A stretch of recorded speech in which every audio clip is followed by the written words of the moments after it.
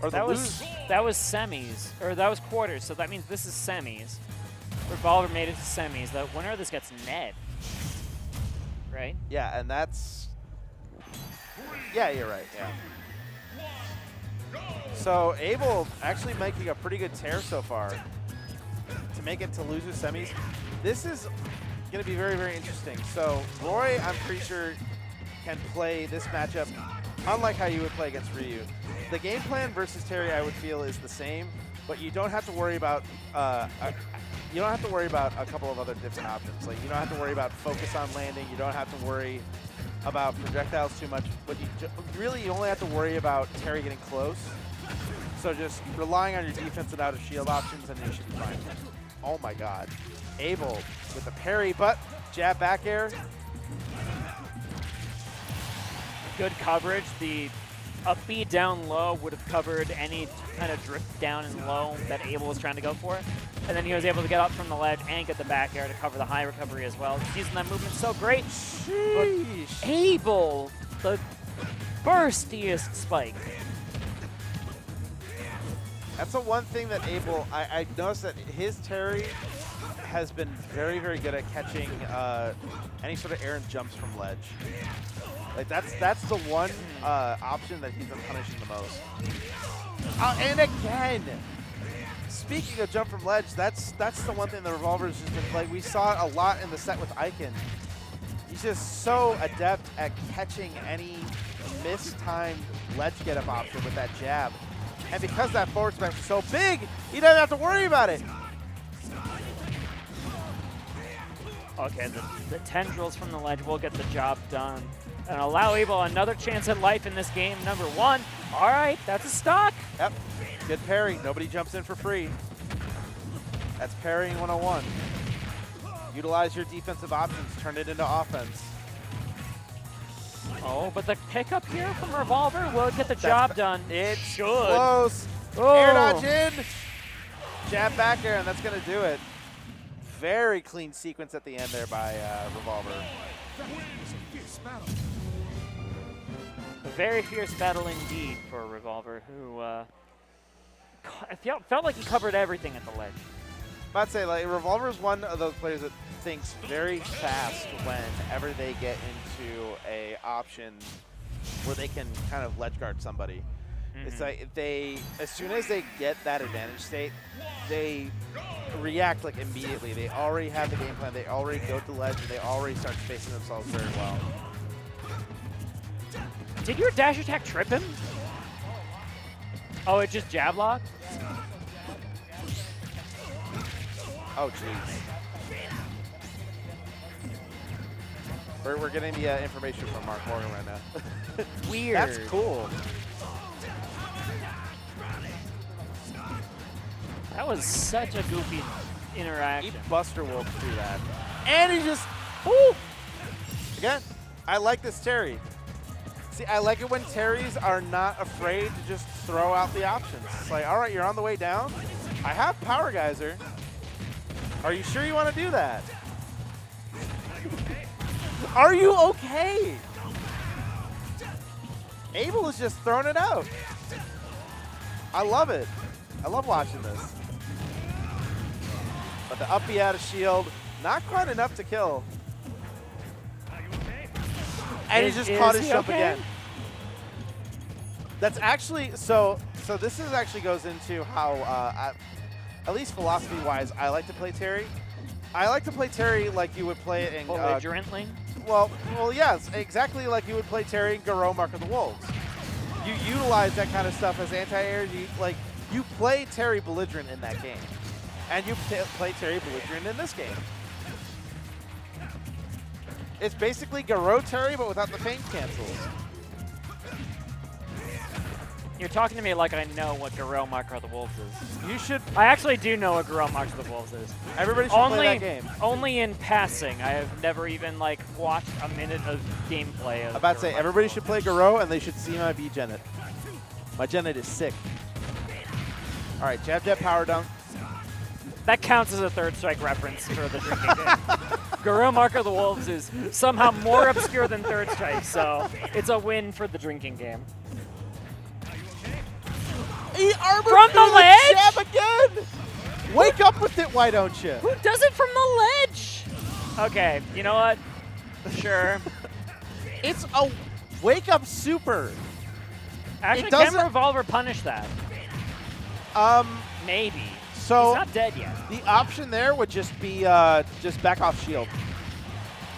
Just like anything with wake No, up super. no, I didn't mean specific. I meant he punished the SD, but you know, up air raw gonna kill because sure Yeah, at a high enough percent, I mean, why not?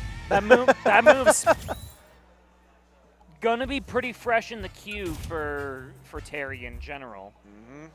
So yeah, why not? Why not?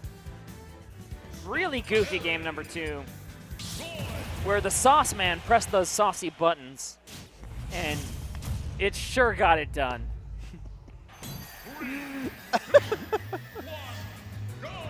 Where's the lie, Blind?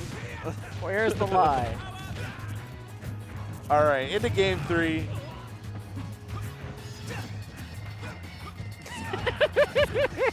All right, getting the conversions there.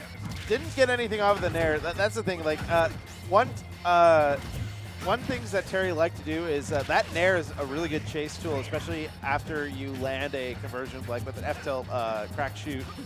Because if you land that nair, you can cancel it into more things. And it acts a lot like Smash 4 Ryu nair, where it's got a pretty beefy hitbox. Right. It's lingering. It is. Which allows it you lingers time. a lot. It allows you time to react. That's the thing. Like with Terry, it's scary because there's just a lot of active frames on a lot of this stuff. Oh, that parry. No, I would have done it. Just like that. There you go. Well, that's how all of the I can't call them Shotos anymore because Kazi is in the game. But that's how all the FGC characters work, is they give you so much time to find those hit confirms. But you know what? Using the eruption like it was a power geyser in the corner. Like Power Geyser Jr. Pretty much. I mean, well, it was the trajectory that Abel was on. Really not optimal to kind of get back to the ledge. He either had to choose low or high, and he chose high, and Revolver just reacted to it. But Revolver on a really good run in this stock, and he takes a couple of parries in order to claim his space. But parries right back from Sauce Man Abel. I'm about to say, Abel has been, Abel's defense in terms of parrying has just been on point. Very much following the philosophy, nobody jumps in for free as long as I have parry. And just any time that Revolver has been parried, it's been off of moves that he has missed space on shield anyway. So if it was shielded, he probably would have gotten a punish anyway. But because it was a parry, that it's just max punish. Ooh, oh my baby! Oh man, if that would have connected. I love the attempt. It wouldn't have killed off of the platform because Terry's a chunky monkey, but it would have looked really, really cool. And that's what matters. I would have said by the power of Grayskull, and it would have been awesome. I'm sure there will be another opportunity to say by the power of Grayskull, but it's not going to be on this stock, as Abel does clean house across the stage. Another roll read, but didn't time it right. Was able to shield it, and now he's got S power. Got to watch out. He wanted the roll in again. Not going to get it. Charge rising tackle. That's a lot of damage. Still living. Oh, off of the confirm on the sour hit of down air. Let's go, Revolver. You missed the spike, not deterred in the slightest. That's the one specialty that Revolver does. He's very good at spacing the down air to where it kind of covers both options, and he can get either one or two things. He can either get the spike hitbox, and then that's just the end of it, or he gets the sour spot, it pops them up, and they're usually at a percent where they just combos into stuff anyway. It looks sweet. It looks, I love it when he does that. It's easily one of the best things in his toolkit. Oh, and coming out swinging in this next game. But the answer right back from Abel. That's it. He's up by one game. He is on set point. He wants to make a statement.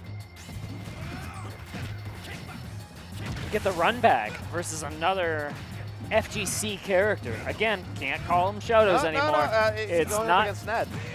Oh, that's right. That's right. You gotta beat Ned in order to get to Icon. Oh, the turn!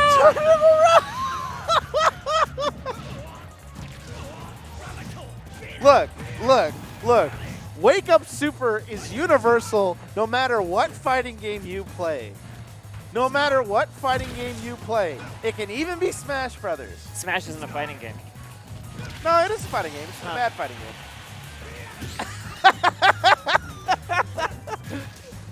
game. Channeling your inner anonymous moniker commentary reel. I just came over here from playing a Smash game that's good. I wouldn't be surprised. I would not be surprised if that's like a clip on Twitter by tomorrow. Context for yellow bellies. That's all that matters. Oh, good anti-air with the F smash. Oh, but Crackshot breaking the advantage state that Revolver tried to set up with the back throw. Well, that's it. Revolver's just been trying to intercept Abel in the air, but anytime that he gets in a position where he wants to air him, he just doesn't care. He just comes back with Crack Shoot. He comes back with Burn Knuckle. Like, he's been throwing out the big hitbox moves that just basically Terry doesn't care. If you want to air him, oh, he almost had that. If he dropped down with, I think, forward air. I thought he was going to do Nair 1 into something, but it that would have been sick. Didn't seem to be the case. And okay, the uppy will get the job done here for Abel to even up these stocks. But Revolver going to stop the cross up immediately in its tracks with that uppy, as we mentioned. All right, good trade here if you're in Revolver's shoes. You want to get this ledge trap situation, and you can mash that jab, and they're allowed anything you really want, including the grab. I like that Revolver's also starting to chase Abel a little bit more when he's doing the power dunk to recovery, because at a certain point, not going to kill. Not quite, but one more interaction like that will. Oh, wait, what? Yeah? Did he manage to jump out of the Buster Roll? I think that might have been, and that's why that may have been it. So in those strings, again, at a certain percent, it's not entirely true all the way through. There are gaps. So, but air dodge would have been quick enough to get out and then maybe smash double jump, wasn't it? Potentially. So I think it may have been an option where he was trying to jump out of it, but because of the positioning, it caught the jump in the middle. It wasn't true, but because he was pressing his option as jump, that it just caught it. Weird. So I'm about to say, I thought that he was going to be able to make it back, but somewhere in the middle of that, he just lost his jump. So we're going to game number 5 between these two. Entire set on Pokemon Stadium, but first stock goes to Revolver pretty early here as he gets another great ledge trap setup, as this character is known to do with these jabs in the corner. And without any of those escape options for Abel, he's just going to have to fall victim to it. About to say, been really capitalizing on any time that Abel has been falling into any of the jabs by ledge. Because that's the one thing. Revolver's consistency in his confirms with jab to bear, jab to pretty much imagination at any of these high percents. It's been very, very good. Even using the down tilt confirms and these down air confirms, as you mentioned, just creating so much space. But okay, the frame data out of that roll is going to be so good for Abel. Smashing the jab there in that spot. Yep. Able to confirm in the back end.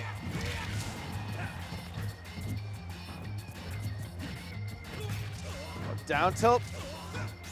Oh, but as soon as we mentioned how good he was on those jab to back airs, two in a row. I'm about to say, that was like the first time in this entire set that we've actually seen a drop from that.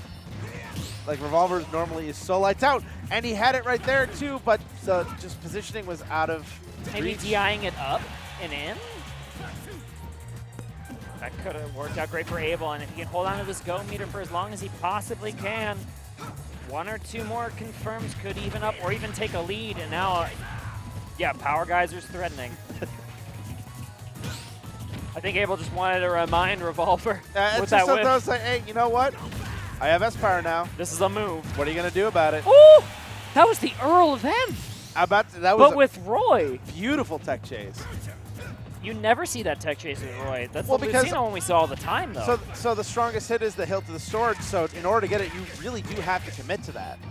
So right. That commitment That just goes to show, like, Revolver, like, is hungry to end the set.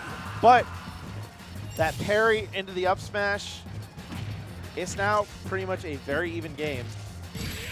Nope. But again! It's over. Again! Even game, he says. Again, that was another caught jump and just jab forward smash. Huge. The hitbox is like about this big. You actually might have forgotten that Revolver was playing Roy for a second there, because I'm about to say, that's the